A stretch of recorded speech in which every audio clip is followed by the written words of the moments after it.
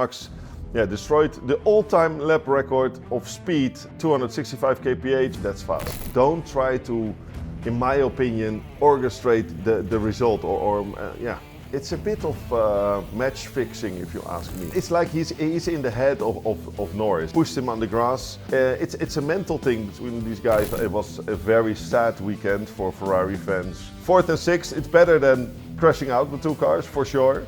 But it's still not where Ferrari wants to be. He's fast, he's leading the World Championship, and he obeys the team orders.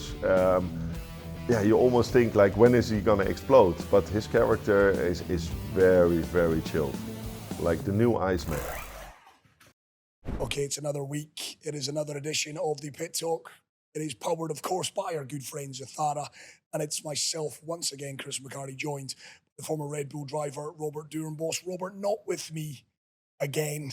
He is like Judith Chalmers, as we would say in the UK. This bloke has more holidays than he does hot dinners. Robert, where are you this week? Yeah, I'm sorry, mate. It was such a fun time to be back with you last Monday after the Dutch Grand Prix, and this time, there was family duties. There was a wedding I had to attend in Belgium, and now in the Netherlands for one more day, and then I fly back. So unfortunately, I couldn't be back in time this time. But the remaining races, I'll be right by your side. Please, Robert, please. Listen, I ain't going to argue with you. You're at a family wedding. The $1 million question. Please tell me you found a little bit of time to watch the Temple of Speed, Monza, the Italian Grand Prix. Yeah, I wouldn't have missed it for the world, mate. And everybody knows it. So they put me in the back of the room. So I'm looking on my little TV that I had with me, my phone, and I watched Max destroy the record books again. Unexpected. I mean, qualifying was already great on the Saturday. Normally, qualifying isn't that special in Monza, but in this case it was, because Max destroyed the all-time lap record of speed around any circuit in the Formula 1 calendar ever.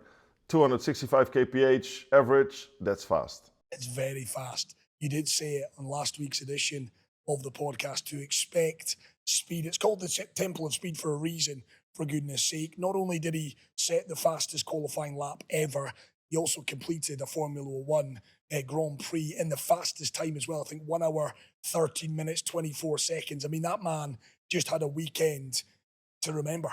Yeah, and unexpected. I mean, this season has been crazy if you think about performance-wise. I mean, McLaren has been sort of the steady factor. Yes, they have the fastest car all over. But if you consider that Max lost in Budapest, for example, Hungary, not so long ago, just before the summer break, 40 seconds behind the leader, he crossed the checkered flag. And then suddenly here in Monza, he wins by the biggest margin, 20 seconds over second place Lando Norris and third place Oscar Piastri. That's like back in 2023 when he was super dominant and destroying the whole field. So you had Max Verstappen and you had 19 other drivers driving around in circles in Monza. Yeah, it was like a couple of years back. That was Max at his very best. Interesting as well, Rob. It's ended this run for Max. What is it? 9 Grand Prix coming into it that he hadn't won. A first win as well for new team principal Laurent Mekies as well. So all in all, a massive step forward for Red Bull this weekend. Yeah, that's a big one, obviously. The first one, the first real victory. They had a sprint race victory when Laurent Mekies entered the chat, we should say, when he became a team boss at Red Bull Racing. But the big one, to win, Monza is special. It's like being in the hall of the lion. This is where the tifosi live. And normally if the Ferrari doesn't win, you get only boos. But this time, even the tifosi started shouting Max Verstappen on the podium because they witnessed history at their famous circuit. So performance-wise and for the team, it's a huge morale boost for the second part of the season. Yeah, he was uber aggressive as well in those first few corners. Yeah. That's what you're always going to get with him, aren't you? You know fine well, if you're going to make a passing move on Max, you better make it stick, because he will stick those elbows out.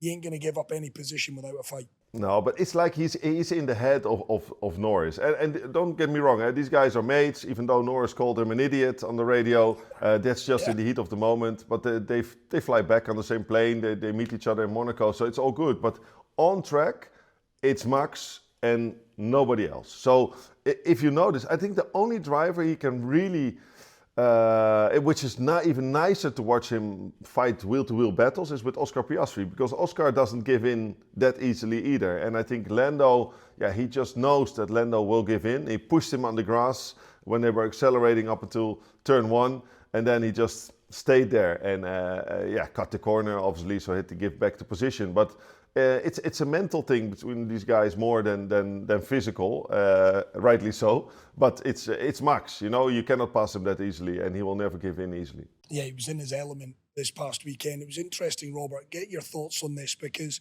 we saw Martin Brundle and Nico Rosberg, of course, for Sky Sports, host broadcaster over in the UK, and they do their usual pit walk, and they're making sure to speak to the celebrities there, the ex-drivers, those that make the world go round, I guess, from an F1 perspective. And to a man, I think it was Jackie Stewart, they managed to corner Jackie, and he said, listen, this is Formula One.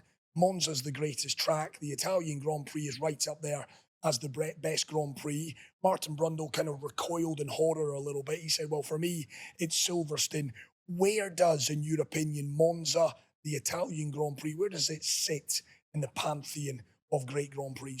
Top 3, if you ask me. I mean, this is just the best podium ever on a World Championship Grand Prix circuit. I mean, it's just mega. If you could see the pictures yesterday with Max spraying the champagne and overlooking the whole Rete Filio, the whole straight, it was full with fans. They just bombard the circuit after the Grand Prix. Can you imagine, just winning there in a red overalls, in a red car, like Charles Leclerc did already 2 times in his Ferrari career. That must have been, he must have felt like the Pope in Italy. But circuit-wise, the tempo of speed, you respect it because it has so much heritage. If you pass the tunnel, you go underneath the tunnel, you basically go underneath towards Ascari, you go underneath the circuit that was in the past with the big bankings. They had an oval there when they were doing those speeds back in the days with F1 cars without seatbelts and bumps. So I'm sure Jackie Stewart remembers those places, and it was dangerous. And it's less dangerous now, but it's still fast. 265 kph average on a qualifying lap means you're full throttle above 300 for most of the time. So it's a special circuit. They try to keep the heritage there. It's close to Milan in a park, so you really feel the tifosi, and it's a stunning place. I think we should go there next year, Chris. Yeah, I tell you what, I'll maybe put that into the Paymasters as well. So I'll ask you that question then. For you, the ultimate in Formula One would be red overalls, winning for Ferrari in Monza at the Italian Grand Prix. I mean, look at what the Ferrari drivers got already when they were driving, past the checkered flag in 4th and 6th, staggered. The fans were cheering for them. Normally you do this if you finish 1st and 2nd, but the vibe as a Ferrari driver and the face that Charles Leclerc pulled, I think he made a selfie with the whole crowd behind him. I think that was by far the selfie of the year when he won it in 23. This is mega. I mean, this place has a lot of history, and I think it's up there. Yeah, we'll get to the Ferrari boys, Charles Leclerc and Lewis Hamilton. So Max, the victor, I guess the other big story, arguably the biggest story of the weekend, came late on. We speculated and have speculated on this podcast. A lot of F1 fans have speculated across the world as well in the build-up to, as we hurtle towards squeaky bum time in this F1 title race, that, well, team orders.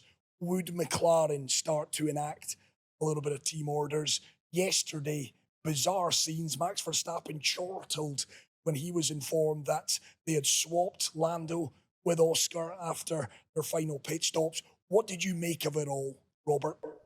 Well, first of all, it's a Formula One World Championship, Chris. A World Championship. I mean, this is not something you just try to orchestrate a little bit left and there. I mean, the tensions that teammates have in one team fighting for the World Championship, most importantly, it's the constructors. The constructors, they're going to win anyhow. I think there are 600 plus points, way ahead of second place. So for McLaren and all their employees back in the factory, the Constructors' Championship is there. The extra bonus payment is coming your ways, guys. So that doesn't change a thing. It's all about the drivers. Who's going to win the Drivers' World Championship? And it's for both of them their first one. You tend to have a feeling that sort of Norris is the preferred, the chosen one for Zak Brown to do so. But he should be in a situation as a CEO that who cares who wins it? May the best man win, but don't try to, in my opinion, orchestrate the result It's a bit of match fixing, if you ask me. I mean, this is part of racing. You do a pit stop. It's the same group of mechanics. They always want to do their best job. And in this particular case, one of them on the left front made a mistake, and it cost them 3 seconds. And it made a difference between running in second place or in third place. I mean, if you go back to Hungary, when the strategy of Oscar was faster than the strategy of Lando, he had to give the victory to Lando because Lando was in a preferred place. McLaren is trying to keep the peace, but in this way it will explode, if you ask me. And those 6 points that Oscar gave back to Lando yesterday, those points can be quite valuable come in Abu Dhabi at the final Grand Prix of the season. So just on that though, because I think context is everything in this. We saw Max leading, Lando in second, Oscar in third. Now, forgive me if I'm wrong on this, Robert, but usually if we're going to see one of the two pit, it usually comes to the fella who's actually leading the two. So Lando should have actually been brought in to pit first. They were a little bit worried about Charles Leclerc in fourth, so they brought Oscar in first. So by the very fact they brought Oscar in first, is there not a little bit of leeway there where you say, well, I'm not saying for a second 2 wrongs make a right here, Robert, but because they brought Oscar in first, there is mitigating circumstances. Is that fair? True, and it's absolutely right that the first man on track has the call. So Lando has been the faster qualifier, Lando has been the faster racer up until that stage. He was running in second place, well deserved. And then there was a communication. I was listening on the board radio because I think it's quite interesting how they communicate. And they say it straightforward. Lando, what do you think? Can you continue another 15 laps, do the long strategy? And he was like, yeah, I'm fine. If the other car wants to pit first, that's also fine, but don't let him undercut me. They said, no, then we won't let him undercut you. So in normal situation, he wouldn't have undercut Lando anyhow if the pit stop of Lando would have been 2.6, 2.8, like they usually are in Monza. Then it would have been fine, but those extra 3 seconds there, that he paid the price for. So strategy-wise, yes, it makes sense, but on the pure racing side, you can say let them fight, may the best driver win, and the team will support any driver. But the car failure of Lando in Zandvoort, does it mean that Oscar also has to have a car failure to make it equal? No, that's part of racing. That's how Lewis lost the championship in 2016 to Nico Rosberg, because he had an engine failure in Malaysia, and Nico thought, this is my chance. It's all or nothing. And still he had to fight for it until Abu Dhabi in 2016. All roads lead to Abu Dhabi, as we know. So the Ethara Grand Prix there, it's going to be mega. I mean, the championship battle will go up until the end, for sure. It was interesting listening to that radio because Oscar does protest. He says, hold on a second. That was an issue in the pit. It's got nothing to do with me. He then relents. He then accepts the decision. He lets Lando come past him. I just wonder, Robert, if that was you, would you have done it? I would have pulled the plug. Pulled the radio plug.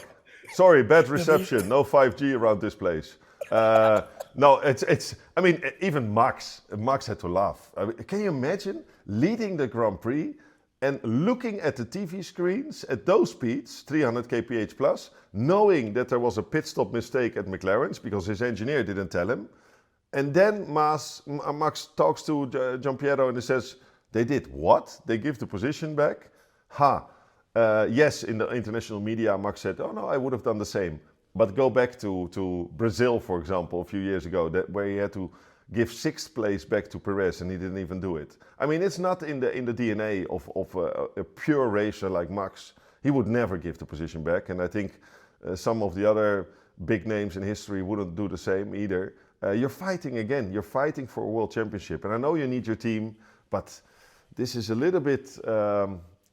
too soft, if you ask me. I know there's streets ahead. You've already referenced. I mean, the Constructors' Championship is all but wrapped up. Let's be frank, McLaren will win that for his 2nd successive year. But I can't help but think, Robert, Dutch Grand Prix in Zandvoort, oil leak, Lando Norris out of the race. Look at this past weekend as well. An uncharacteristic mistake in the pits for Lando again. Obviously, he gets the position back. Is this McLaren taking their eye off the ball a little bit? Is this just a pressure cooker situation of we're now into the nitty-gritty, we're into the business end where driver championships are handed out? Well, it was strange to see. I agree with you in Zandvoort that a car of that team would fail. I mean, these cars nowadays are bulletproof. They structured the engine, so there's no engine proper blow-ups anymore like in the past, that it looked like a huge barbecue with the flames coming out. And because all the engines are sort of regulated in a small pool, so you can use them at different Grand Prix to make sure you're reliable. And reliability is key in Formula One. You can only think about results if you're reliable, and then the performance has to be there as well. But so this was a shocker. I mean, it hasn't happened to not many cars this year anyhow. And I think McLaren has a bit of a pressure cooker situation between two drivers, two teams. They both want to win for their driver. But don't forget, the pit stop is the same crew. So nobody has a preference within their team. They just do their utmost, what they can do. And it's all about performing under pressure in Formula One. And it looked like it got the better hand out of this mechanic.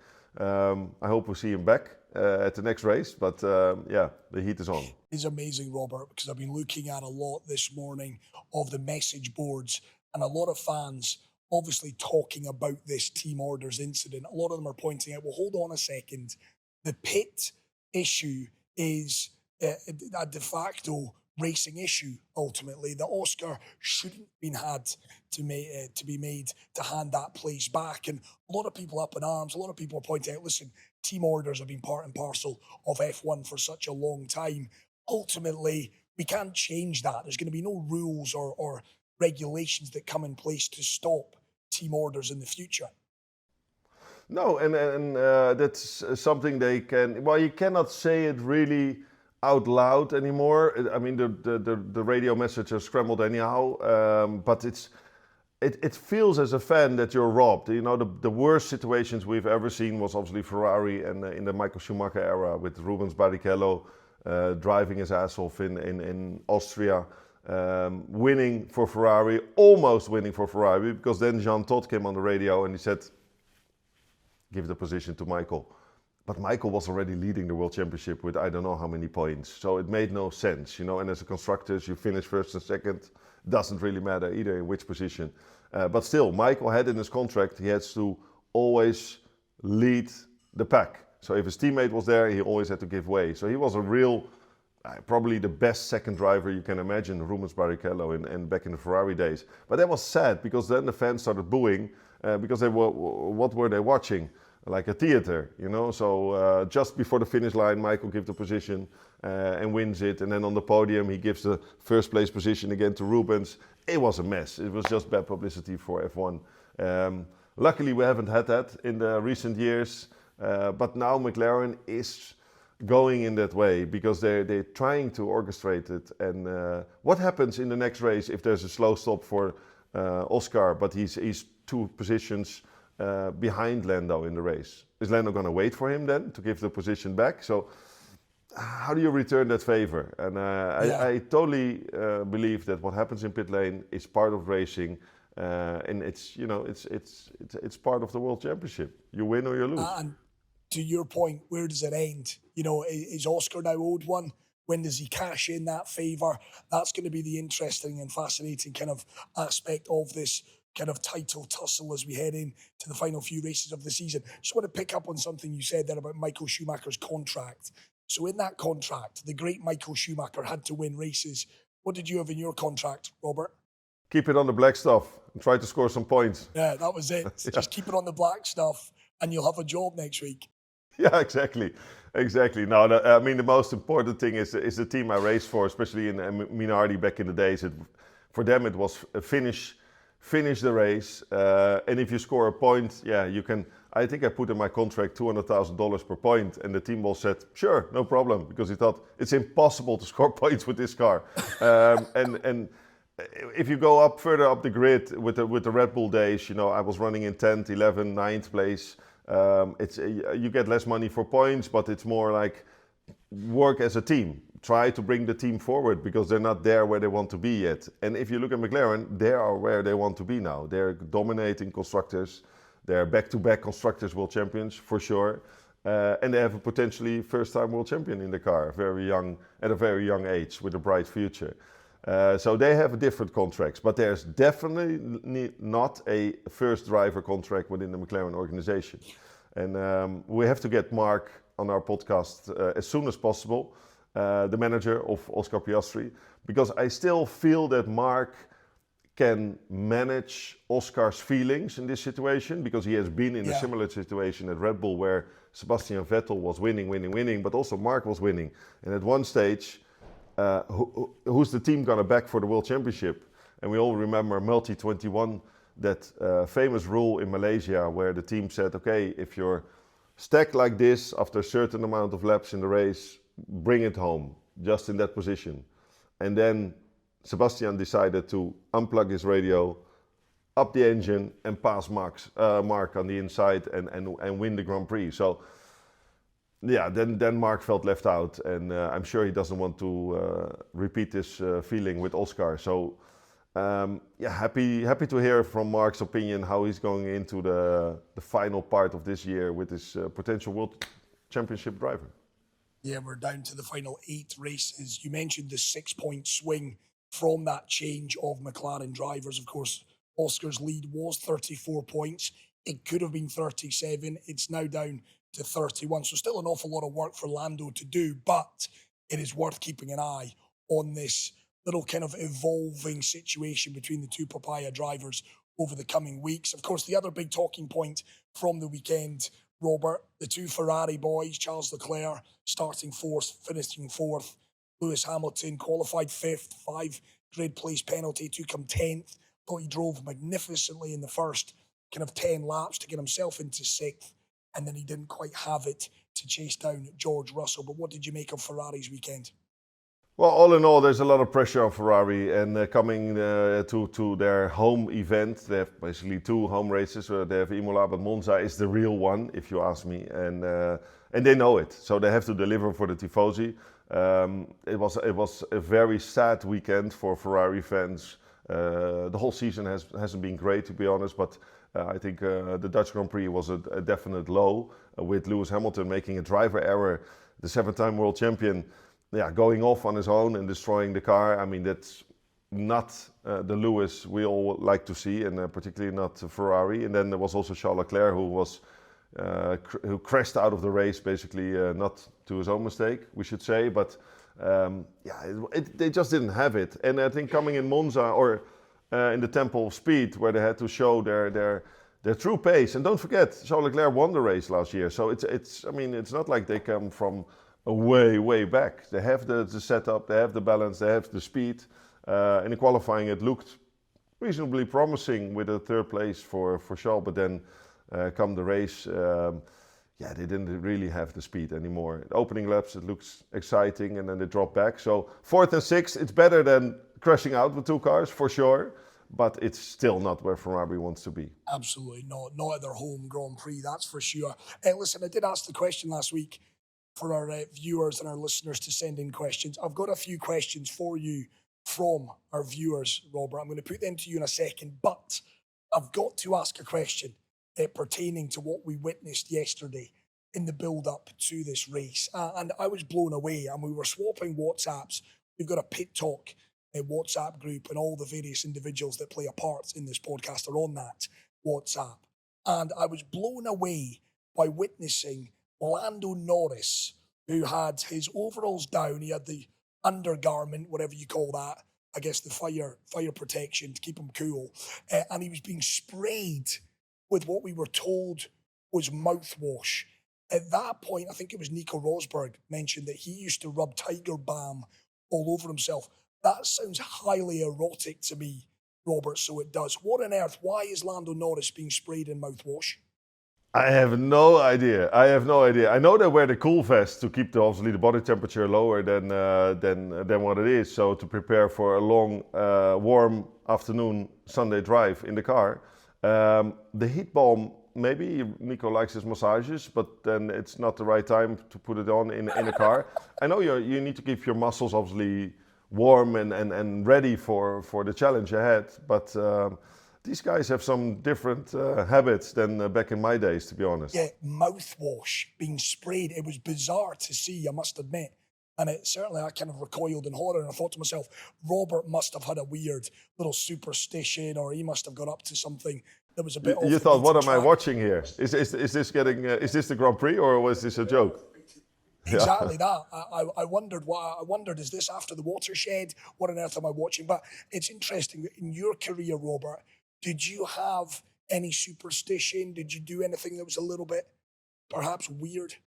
Yes. Well, at one stage, I was wearing two different colored shoes, and the race went so well, and this situation just happened because I packed the wrong bag, and I think the team took the wrong bag to the truck, and suddenly I ended up with one left shoe orange and a right shoe in white. I was like, okay, let's do this, and I had one of my best races. So since then, I had to wear always two different colored shoes. But I hear from drivers they have their lucky underwear, they have their lucky shirt, and I had a teammate, to be honest, at the Minardi days back in the days who had his lucky underwear always ready, and Minardi didn't have a really big hospitality driver rooms and stuff like that. No, Paul Stoddart, our CEO, team principal back in the day, said, Robert, Chris, you can just get changed in the kitchen. That's it. This is how glamorous it was. So our clothes were always ready there to get changed, and I noticed my teammate had his lucky underwear. It was the final race of the season in Shanghai, and I thought it was time for a practical joke. Don't you think so? So I went to a shop and I bought him a pink thong from Calvin Klein, and I replaced it with his lucky underwear. And the moment the Grand Prix started, we did this reconnaissance lap to the grid, which means there was no refueling back in the day, so you try to save the fuel to the grid, drive slowly, and I noticed that one Minardi car was jumping over a Ferrari, and I called my engineer. I said, are these images from last year or something, because I saw it on the big screen while I was cruising to my grid position. And he said, no, Robert, that's Christian who just hit Schumacher out of the race before the race even started. So I thought maybe the thong was a bit too tight for him then. It was all to do with that pink thong, is what you're telling me. That is brilliant. I wonder as well, with superstitions, it's each to their own on them. Are you the kind of guy, though, that looks on that as a bit of a weakness? Athletes that have to always go through the same rigmarole mentally. Is that just a foible that works for them, or do you pick on that, Robert? Do you see that as a bit of a mental frailty, if you will? No, I like it. I like to see that. And particularly in the US sports, you see it a lot in the NFL, how they prepare, for example, basketball players, they have their routine. And I like that routine and superstitious. It's part of top sport. It's all between the ears. You have to be mentally in such a good place to perform at your best. You have to eliminate negative thoughts to make sure you get the job done. What I do also find interesting, and maybe you can agree with this, Chris, are the mental games within a team. For example, Nico Rosberg shared some of his moments he had with Michael Schumacher. And Michael Schumacher was, God bless him, a legend in that aspect as well. For example, before qualifying in Monaco you have the small pit boxes, and it's a long way back to the motorhome to go to the restroom. So everybody uses the small restroom in the pit box in Monaco. And everybody knew that Nico always had to do a small pit stop before he got in the car. And in this particular case, it was Michael Schumacher who was sitting on the toilet, just waiting while Nico was outside, just to get him in a mental state of agitation. And then he just opened the door within 30 seconds to go, and he opened the door and said, "Hi, Nico," and he walked straight to his car, put on his helmet and drove off, while Nico still had to do his routine, and he was sort of late in the car come qualifying. And I think he also made a mistake then in qualifying, because you're not there mentally. So these mind games are still going on, and I'm sure if you have a Fernando Alonso or Lewis Hamilton in the car in your team back in the good old days, it must have been a tough situation. Yeah, it kind of flies in the eye of young Oscar Piastri. I was watching him ahead of the race yesterday. Not a care in the world. He's sat there. He was stood in actual fact, just watching the world go by, camera in his face. He looked the coolest customer at Monza. He's a breath of fresh air. It is remarkable to see that young man and just how he goes about his business just moments before he's jumping in that car and then throwing it around the Temple of Speed. Yeah, and he obliges the team. You know, he had some. He shares his own opinion, but he still listens to his team. So he's sort of the perfect employee for McLaren at the moment. He's fast, he's leading the World Championship, and he obeys the team orders. You almost think like, when is he gonna explode? But his character is very, very chilled, like the new Iceman. Yeah, he is. Right, I want to get to some questions, Robert, this week, because we did ask for questions and we did get questions coming in. So I've got 3 for you. I've picked out the 3 best ones that we had come in. And this one, I love it because I don't think we've ever gone there with it. Someone has messaged in asking, have you ever been scared inside the cockpit? Have you ever feared for your life? Obviously, I know you're built to do this and you guys are professional at what you do, but that fear, has that ever bubbled up? To be honest, in a Formula One car, I've never been scared, and in the junior categories, I've never been scared. There was one moment in IndyCar when I felt that I was thinking about the danger, and I decided then not to drive for that team anymore. It was on an oval race in Miami, and the speeds were high, as you can imagine. On oval races, you're always doing 200 miles an hour average, and it's fast. And I just didn't feel the car. The car wasn't great. The team wasn't the best.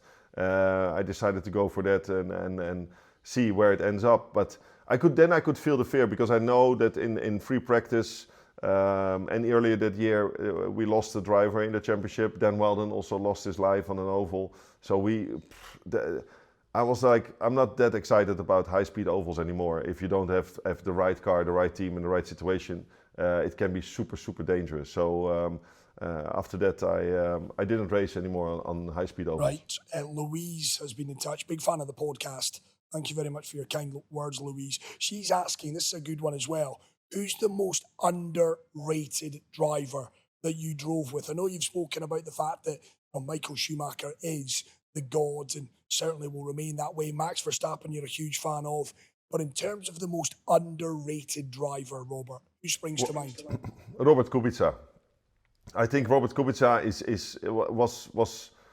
was rated for sure. He's a Grand Prix winner, but the full potential of Robert we haven't seen in Formula One. He was so close. He had signed a pre-agreement with Ferrari. He was super close of making the switch from Renault to Ferrari and potentially fight for World Championship in that team and winning races on a regular basis. And if you ask anybody on the grid back then, but there's still some of these drivers are still on the grid, like your Fernandos or Lewis, who was one of the fastest drivers ever in go-karting, they will all say Robert Kubica. So yeah, I mean, he had a mega career. He's doing well now. He had this huge accident, for those of you who don't know, in rally. He decided to do one weekend of rally and he almost killed himself. It took off his arm, had 27 surgeries. A disaster. He's back in the racing car now, driving for Ferrari in endurance racing, but the Ferrari dream in a Formula One car never truly came to light. But Robert Kubica is one of the best. 27 surgeries. Yeah, he had a terrible, the statistics, he told me, because we were good friends, we were living in the same apartment in Italy or in the same building, so we got along really well. And then suddenly from one day to the other, his life just turned upside down. He couldn't drive Formula One car anymore. He was fighting for his life in the hospital, and it took him years to recover. So his hand, he cannot make the full movement anymore like you do in a Formula One car. So his hand is sort of on the car, but he always steers now with one hand because he hasn't got the real power back. But it's full of scars, and it was terrible for him. But at least he's doing what he loves best, racing again in a different category. Yeah, we spoke about him a few weeks back, in fact, on this podcast, of course, winning Le Mans as well, yeah. the 24-hour race. So it's great to see. Now, this is the last one. Now, this is a great one from Paul. So you got to think carefully about this, Robert. Paul wants to know what car, so we're going back to a year, a specific car would you have loved to have driven the most, and who would be your teammate in that car? Ah, nice one. Well, the first thing comes to mind is the 2005 Ferrari of Michael Schumacher. I mean, we had the Ferrari in our podcast studio for a few races, and this car, the way it passed me while I was racing my Minardi on the edge with a knife to my throat. I could see the blue flag and I could see the Michael Schumacher dominant 2005 car pass me, and then just seeing it disappear through the S's in Japan, and I was thinking, oh, one day, can you imagine driving that car? I mean, it was so much better than especially the Minardi, but also the other cars on the grid. It was like driving on rails, and I luckily got to feel the difference between Formula One cars. So I went from Minardi to the Red Bull, which was a step up from being last or one before last to running in 10th place. So the car was about the second and a half faster. And it's all the car. It's just the way it turns in. There's more grip, there's more aero. The way it goes on power, you have less wheel spin. It all feels better. I'm still the same driver with his two different shoes. So I could only imagine what it was like to drive that winning Ferrari. And as for a teammate, who would have been your ideal teammate? You. Because I could kick your ass. No, any ideal teammate. I mean, yeah, to be honest, you want your teammate to be fast, but not too fast, right? You need to be able to beat him sometimes and to push the team forward, because he's your biggest enemy at the end of the day. So, no real teammate I would have liked. No, I'll stick with you. Stick with me. I was going to say David Coulthard, because you want someone that can get you. Well, he was. No, but I said you need somebody that wasn't your teammate. No, David was my Uncle Dave. Uncle Dave, my best teammate I ever had. No, that's I was lucky already to experience that. By far the best teammate. He's fast. He's funny. Learned a lot from him on and off track. So he's up there. Yeah, you want someone to get you into the parties on the Sunday night as well, Robert. Right. It's not all about it's work hard, play hard. Exactly that. Listen, we got to look ahead.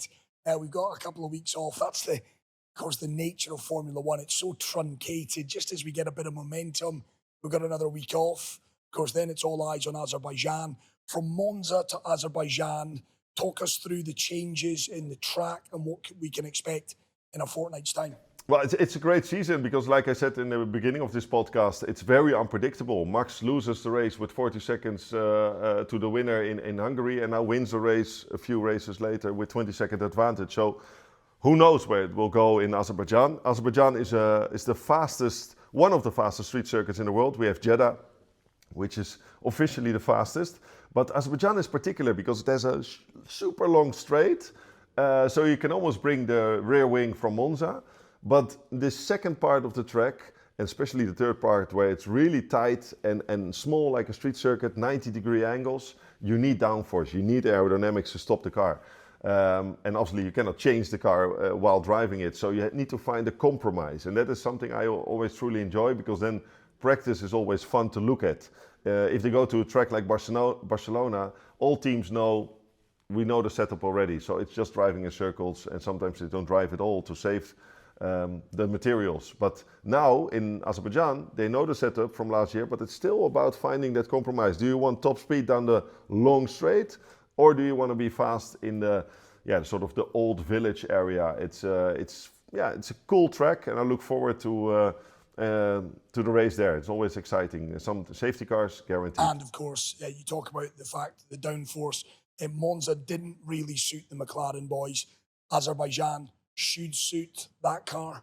Yeah, they should be back up there. Their car is sort of overall good anywhere. I mean, Monza wasn't their best weekend maybe, but they still finished second and third. So most of the teams would die for that. And in come Baku, I think the guys are going to be up there. Don't forget that Oscar drove a fantastic race last year.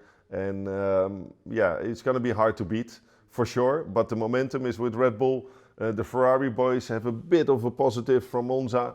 And Mercedes, it's been a while they've been on the podium. So exciting weekend ahead for sure. Yeah, just on the subject of Mercedes, very quickly, Kimi Antonelli, Robert, then we'll wrap things up. Interesting, Toto's backed them from the word go. Of course he has. He's invested a lot of time, effort and money into the development of the young Italian. First signs this weekend of discontent, came out to say, listen, incredibly underwhelming, kept reiterating the word that his performance was underwhelming, making one or two mistakes, Kimi. Of course, wonderful start to life in F1, maybe just balancing out a little bit now. They're obviously going to stick with him. They will do that. He said that last week, did Toto, that George Russell and Kimi will stick with him in 2026. But all is not well. What would be your advice to young Kimi? Well, young Kimi has a lot of pressure. And in an ideal situation, Mercedes would have prepped him in a different way, like they did with George. Let him learn at a junior team where Mercedes supplies the engine, which George did at Williams. And then he grew up as a driver and they placed him in the big team. Kimi not. Kimi jumped in straight away after not dominating Formula 2. Or he was definitely a good driver in Formula 2. But was he ready for it? And yes, they prepared him with all the money, resources they got, doing mileage in old cars, thousands of miles, physically, mentally prepping him for the big league. But yeah, it's a bit. He's not the golden boy. He's not Max Verstappen coming in the team. And I'm sure Toto would have wished differently. What I would advise Kimi is that try to relax. You have a contract now for next year, which is mega, and just focus on each weekend and also try to get the fun out of it. I miss now the sparkle in the young Italian's eyes that he's actually made it. He made Formula One, the big smile. Of course, you need to work hard, and if your results are not there, you can be angry or work on the situation. But also try to enjoy the ride, man. It's mega, and then hopefully you will loosen up and show his speed. Yeah, listen, he will be, no doubt in my mind anyway, a future world champion. But to your point, and I think Toto said it himself, he's going to leave the baggage from previous weeks. And he's going to somehow get into that mindset of just focusing on the weekend at hand. Let's see how he gets on in Azerbaijan. Of course, that will be race 17. We're building up to race 24. All roads lead to Abu Dhabi. The Formula One Etihad Airways Abu Dhabi Grand Prix, start of December. Tickets available. You can check out all of the availability on abudhabigp.com. A big shout out to our sponsors, of course, for the podcast, Ethara. Their support absolutely vital, the continuation of this podcast. Now, Robert, I want this in writing. That is it done for your travel plans for the rest of the year. You're going to be with me from now until the end of this 2025 season. Done. Box. I will be with you. And don't forget to follow us, like us, subscribe, tag your friends, because you can win tickets to the Abu Dhabi Grand Prix and be part of it. The big final. Every 4 or 5 years something happens, and we have the feeling this year it might happen between the McLaren boys. And all in all, it's a great event with the artists that are going to sing there, huge fans, huge turnout, and obviously the Pit Talk podcast is going to be there. Absolutely, Robert. Couldn't have said it better myself. The Pit Talk Pod. You'll find us on Instagram. You'll find us on your social media channels. You can also follow us. Please do subscribe on our YouTube channel. It is the Pit Talk. It is, of course, powered by Ethara. You can watch every single one of these episodes every week post-race. Race 16 in the can. Well done to Max Verstappen. Well done, I guess, to Lando Norris, you lucky so-and-so. And of course, we will be back to reflect on race 17, the Azerbaijan Grand Prix, September the 21st. May the best man win. Right, Robert, safe journey back from Europe, and we'll catch up with you in a couple of weeks. Looking forward. Take care, guys. Bye, guys. Always a pleasure. Robert Doornbos, Chris McHardy. Again, I'll reiterate, you can check us all out. We're available on all podcast platforms. And as Robert said, tell your friends about us. That is it for another edition. We'll be back with you next time. Until then, ta-ra for now.